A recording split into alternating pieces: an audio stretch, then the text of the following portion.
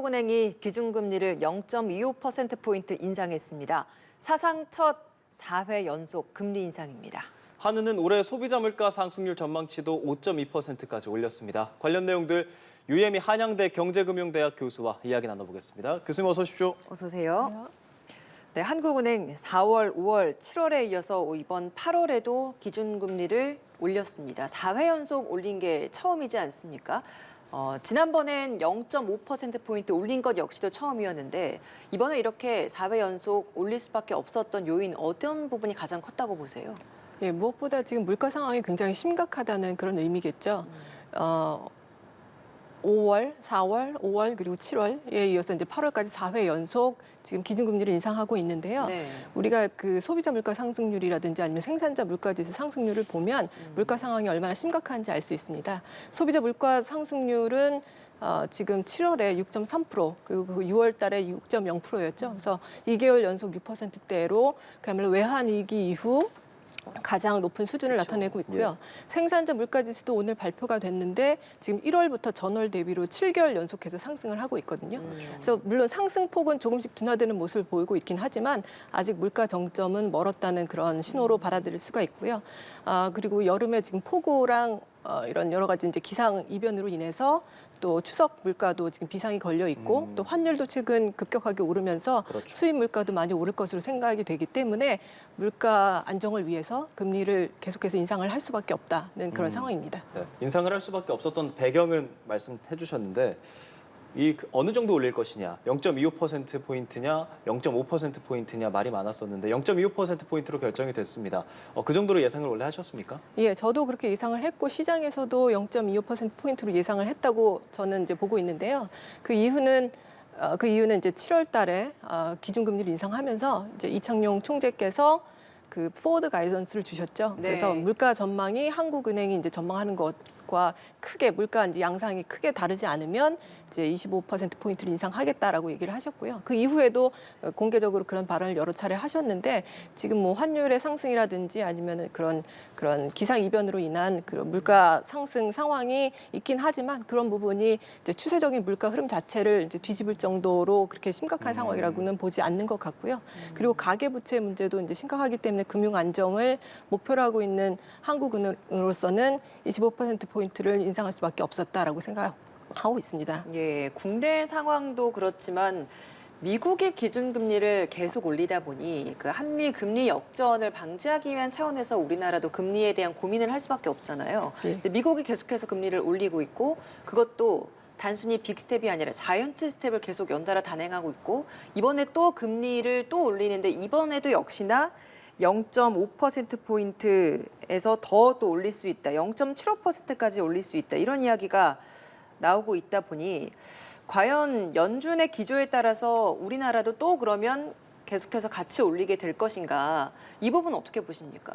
예, 그 연준이 금리를 얼마나 올릴 것이고 어떻게 빠르게 오를 것인지가 사실은 한국은행에도 굉장히 큰 영향을 미치는데요. 예. 왜냐하면 한국의 이제 물가 상황이라고 하는 것이 단순히 국내 상황에만 의존하는 것이 아니라 네. 대외적인 요인에도 굉장히 많이 영향을 받기 때문인데요. 특히 이제 환율 같은 경우는 한국과 미국의 금리 격차가 어떻게 달라지는지에 따라서 굉장히 큰 영향을 받고 있습니다. 그리고 우리나라는 그 대외 의존도가 굉장히 높고 그리고 또 수입 물가도 환율과 직결되는 그런 상황이기 때문에 네. 환율이 많이 오르게 되면 또 물가 안정에도 위해가 되는 상황이죠.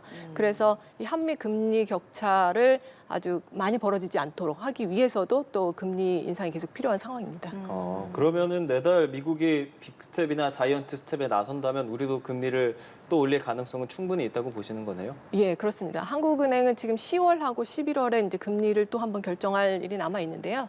9월 달에 아무래도 미 연준에서 50bp든 75bp든 금리를 인상할 것으로 예상이 되고 또 연말까지도 계속해서 금리 인상 기조를 이어갈 것으로 생각이 되기 때문에 예. 한국은행으로서도 물가 그리고 국내 물가 이제 상황은 아무래도 미국보다 약간 시차를 두고 정점이 나타날 것으로 보기 때문에 여러 가지를 고려했을 때 한국은행이 10월, 11월에도 계속해서 금리 인상에 나설 것으로 예상이 됩니다. 미 연준이 자이언트 스텝을 2연속으로 강행하지 않았습니까? 이번에는 어느 정도 올릴 거라고 예상하고 계시는지요? 그 굉장히 불확실성이 큰 상황인데요. 지금 현재로는 이제 75bp의 가능성이 점점 커지고 있다라고 보고 있는데 사실 9월 이제 20일, 21일에 미국 연준에서 이제 FOMC가 열리게 되는데 그때 금리를 얼마만큼 인상할지는 앞으로도 이제 한 달여 기간이 남아 있기 때문에 그 기간 동안 이제 새롭게 발표되는 통계 지표들, 뭐 고용 상황이라든지 아니면 물가 지표들 이런 것들을 보고 결정을 하게 되기 때문에 아직까지는 확실하게 알 수가 없고요. 지금 미국 내 분위기는 좀 어떤가요? 미국 분위기는 지금 75bp로 많이 돌아선 상황입니다. 0.75%포인트. 예, 그렇습니다. 예. 그 지난번에 이제 7월 달에 미국 연준에서 이제 금리를 올렸을 때 자이언트 스텝을 하면서 더 이상 이제 자이언트 스텝보다는 이제 50bp 올리는 것이 더 가능성이 높지 않을까 하는 그런 기대가 형성이 됐었거든요. 네. 그런데 최근에 미 연준 인사들이 연달아서 이제 매파적인 발언을 쏟아내고 있고요. 그리고 또 이제 지금 세계 원유가가 좀 안정세를 보이고 있는데 다시 연말까지 또 오를 수 있다. 뭐 이런 가능성도 제기가 되고 있고 아직 물가가 확실하게 잡혔다는 이제 징표가 뚜렷하게 나타나고 있지는 않기 때문에 지금 연준으로서도 75bp, 50bp에서 한 달 남은 기간 동안 계속 고민을 하고 시장에서도 경론이 지속될 것으로 예상이 됩니다. 사실 저희도 그렇지만 0.25%포인트 올리는 것도 굉장히 고심하면서 조금씩 올리게 되고 왜냐하면 대출을 받는 분들도 있기 때문에 0.5% 역시도 빅스텝이다 그래서 얘기를 하는 건데 0.75%포인트라는 걸 3번 연달아서 이렇게 올린다는 게 미국 시장 내에서는 어떻게 받아들이는 건지도 궁금합니다. 예, 그래서 이 75bp 가능성이 높아지면서 예. 사실은 미국 증시도 굉장히 많이 출렁이고 예. 있고요. 여러모로 이제 대출 금리 인상에 이제 신임하는 그런 목소리도 많이 커지고 있는데 그럼에도 불구하고 연준에서 자이언트 스텝 같은 이런 공격적인 금리 인상을 계속하는 것은 이렇게 인플레이션을 현재 잡지 않고 놔뒀을 때 오는 부작용이 이 더 금리를 크다. 계속 인상하면서 오는 부작용보다 더 크다고 보기 때문입니다. 그래서 아무래도 경기 침체는 불가피할 것으로 생각이 되고 하지만 그럼에도 불구하고 물가를 잡는 것이 가장 최우선 순위라고 보고 있는 것 같습니다. 예. 그리고 잭슨홀 미팅이 시작되지 않습니까? 여기서 제롬 파월 연방 의장이 어떤 연설을 할 거냐도 주목이 되는데 뭐 예상하고 있는 부분이 좀 있으십니까? 네, 저는 아무래도 이제 제롬 파월 의장이 좀 원론적인 이야기에 그치지 않을까 하는 생각을 하고 있는데요.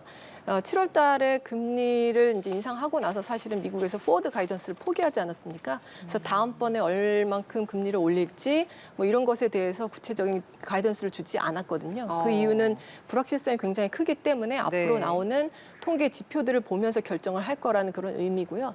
지금 그때 이후로 많은 통계 지표가 나오긴 했지만 역시나 굉장히 혼재된 양상을 보이고 있기 때문에 지금 만약에 이제 매파적이나 아니면 비둘기파적 둘 중에 하나를 굳이 택한다면 매파적으로 조금 더 기울어진 발언을 할 것이고요. 아무래도 인플레이션이 확실히 잡힌다는 신호가 나타나기 전까지는 그렇지만 지난번에도 그랬듯이 예. 이제 여러 가지 가능성을 열어두는 그런 발언을 하지 않을까 예상을 하고 있습니다. 예. 알겠습니다. 이번에는 환율 이야기 좀 해보겠습니다. 외환 전문가들 1차 저항선으로 전망했었던 1,300원 50원대가 깨졌습니다.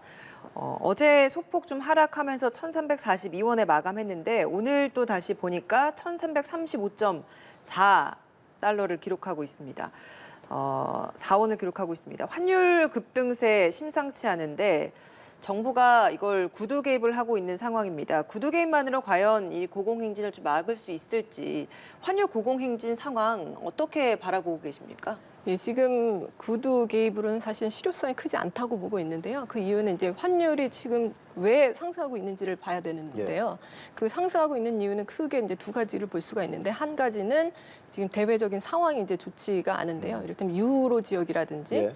아니면 이제 뭐 중국이라든지 이런 나라들이 경기가 굉장히 좋지가 않습니다. 그래서 그 유로도 약세를 보이고 그 위안화도 약세를 보이고 있거든요. 그래서 상대적으로 이제 달러가 강세를 보이고 있는 것이 이제 한 가지 이유이고요. 네. 다른 하나는 아까 말씀드렸다시피 이제 9월 달에 자이언트 스텝 가능성이 높아지면서 미국의 금리를 또 한 번 공격적으로 인상을 하면 또 환율이 또 올라갈 것이다라는 그런 기대가 이제 형성이 되어 있는 거죠. 그래서 이 두 가지가 복합적으로 나타나는 현상인데 그래도 오늘 그 기준금리를 한국은행에서 25bp 인상하면서 그 환율이 그래도 조금은 안정되는 모습을 보이고 있습니다. 그래서 한미 금리 격차도 앞으로 이제 환율의 향방에 굉장히 큰 영향을 미칠 것이고 또 대외적인 상황도 또 영향을 미칠 것으로 보고 있습니다. 그러니까 어려운 질문이기는 하지만요. 얼마나 더 오를까? 막 1,400원까지 오를 수 있다는 전망을 하시는 분들도 계시더라고요. 교수님 의견도 들어보고 싶습니다. 예, 1,400원도 사실은 그 가능성을 배제할 수는 없다고 보고 있는데요.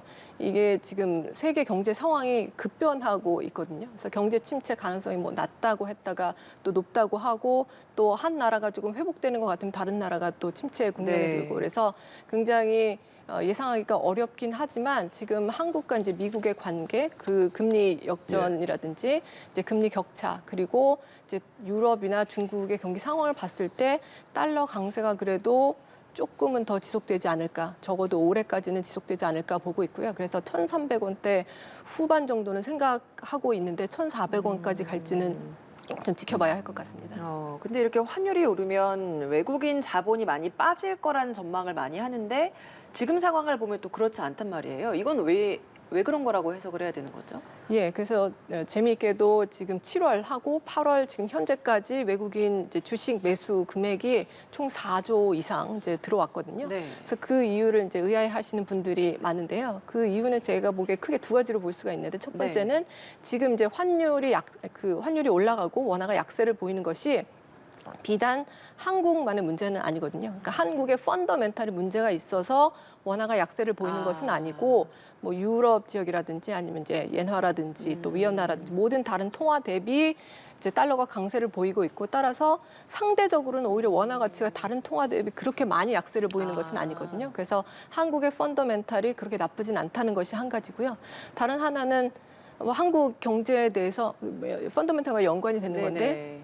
한국 경제에 대해서는 좀 전망을 좋게 보고 있고 따라서 지금 현재가 오히려 한국 주식을 싸게 매수할 수 있는 기회라고 보고 있는 것 같습니다. 그래서 한국 그 주식 중에서도 시가총액 상위 종목 위주로 지금 외국인들이 순매수를 이어가고 있다고 합니다.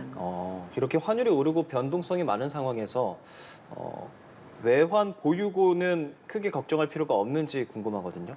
예, 제가 보기에는 외환 보유고는 그렇게 크게 걱정할 상황은 아닌데요. 그 이유는 이제 7월 말 잔액이 지금 4,300억 달러가 이제 넘어서고 있거든요. 그리고 6월 말 잔액 기준으로는 지금 우리나라 외환 보유고가 세계에서 9위 수준입니다. 그래서 외환 보유고를 상당히 충분하게 쌓고 있는 상황이고요.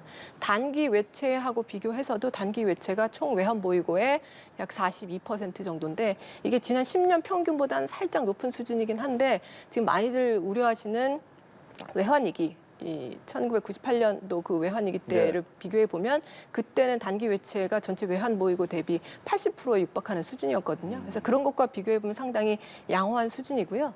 그리고 우리나라는 지금 그 미국하고 체결하고 있는 그런 이제 통화 수합은 아니지만 단기 레포 상설 단기 레포 조약을 체결을 하고 있고요.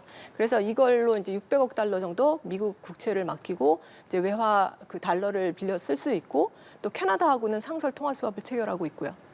스위스하고도 일정 금액 내에서 이제 통화 수합을 체결하고 있기 때문에 이런 여러 가지 안전 장치들이 갖춰져 있다고 볼 수가 있습니다. 단기 외채 비율이 42%에 육박하다. 이게 10년 만에 최대 수준이다라는 게 사실 시청자분들이 듣기에는 너무 좀 생소하고 좀 어려운 내용일 수도 있을 것 같아요. 이게 의미하는 게 어떤 거라고 쉽게 생각하면 되는 건가요? 그러니까 단기 외채라고 하는 것은 이제 빨리 갚아야 되는 빚이라는 의미죠. 네. 그래서 빨리 당장 갚아야 되는 빚이 있는데 이것을 갚을 만한 충분한 외화가 있지 않으면 그야말로 이제 채무 불이행 위험이 닥치는 거죠. 그런데 이런 단기 외채 대비해서도 외환 보유고가 충분한 양이라고 이제 말씀을 드릴 수가 있겠습니다. 시청자 여러분들이 어쨌든 이런 상황들, 수많은 경제적으로 뭐 정책이 발표됐을 때 가장 피부로 느끼는 건 물가지 않겠습니까? 한은이 수정 경제 전망치 발표했던 것, 올해 소비자 물가 상승률 전망치 4.5%였던 걸 5.2%로 높여서 발표를 했습니다. 이렇게 높여진 이유 역시나 앞에 말씀하신 그런 상황들과 일맥상통한다고 봐야겠습니까? 예, 그렇습니다. 그 원래 5월 전망에서는 한국은행이 이제 올해 물가 상승률을 4.5%로 예상을 했었는데요. 지금 5.2%로 수정을 했죠. 그 이유는 이제 1월부터 7월까지 물가가 이제 작년 동월 대비해서 지금 4.9%가 이미 나왔거든요. 그런데 이미 또 최근에 이제 6%대 소비자 물가 상승률이 네. 이어지고 예. 있고 앞으로도 상당 기간 고물가가 지속될 것으로 생각이 되기 때문에 5% 넘는 물가 상승률을 이제 수정해서 발표하지 않을 수 없는 상황이었던 거죠. 예, 알겠습니다. 오늘 말씀 여기까지 듣겠습니다. 유혜미 한양대 경제금융대학 교수와 함께했습니다. 오늘 고맙습니다. 고맙습니다, 교수님. 감사합니다.